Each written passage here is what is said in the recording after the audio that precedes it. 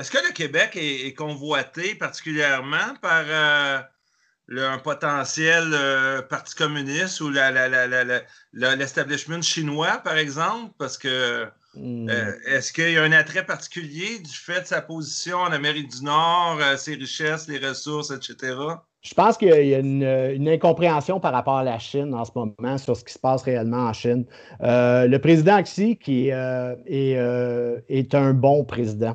Le président Xi, ce qu'on entend de la Chine, là, la plupart du temps, c'est de la grosse propagande, comme on entend de la Corée du Nord, comme on entend, tu sais, comme si c'était une répression terrible. Moi, j'étais en Chine, là, puis j'étais avec des guides chinoises, tout ça, et c'était la joie de vivre pas mal partout. Le communisme n'est pas ce qu'on pense. Tu sais, je suis sorti avec une Ukrainienne, puis ses parents me racontaient que l'Union soviétique, ça a été de loin la période la plus heureuse de leur vie. Il n'y avait jamais de problème pour les études, il n'y avait jamais de problème pour les soins médicaux. Tout le monde avait de l'emploi, tout le monde avait du logement. Tu sais, ce qu'on entend de ces pays-là, c'est beaucoup, beaucoup, beaucoup de propagande.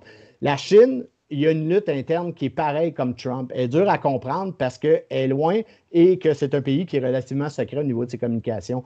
Mais c'est pareil comme Trump, c'est-à-dire que les Rothschilds, qui sont en train de quitter tranquillement l'Europe parce que les banques européennes sont en faillite totale. Les Rothschild essayent de s'agglutiner au niveau de l'économie chinoise en ce moment. Donc, ils sont infiltrés à l'intérieur de la Banque centrale chinoise qui est dirigée par la famille Li.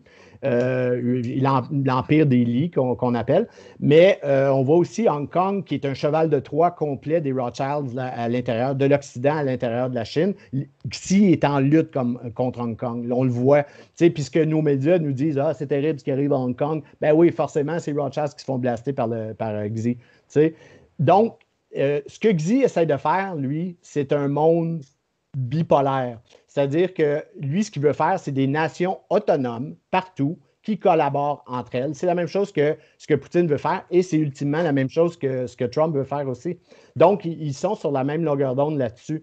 Ce qui essaie de s'infiltrer à l'intérieur des économies en ce moment, c'est la partie oligarque de la Chine qui est mêlée avec les Rothschild, tout ça. Donc, ce qui essaie de se mêler ici, ce n'est pas la Chine comme une entité, mais c'est la partie des banques de la Chine et des industries majeures, des multinationales chinoises.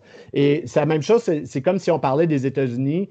Les États-Unis font ci, les États-Unis font ça, alors qu'on sait très bien que Trump, il fait complètement le contraire de ce que les États-Unis font. Donc, il y a vraiment deux entités importantes. J'ai pris le temps de l'expliquer, je suis désolé, mais c'est parce qu'on m'a souvent posé des questions là-dessus, puis je ne réponds jamais parce que j'ai jamais le temps.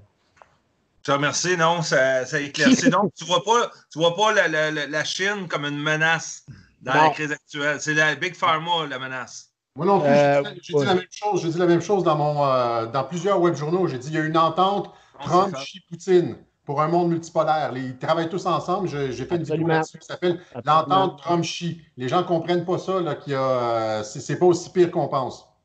Puis moi, puis Alexis, on s'en est pas parlé avant. Non, il n'y a rien arrangé.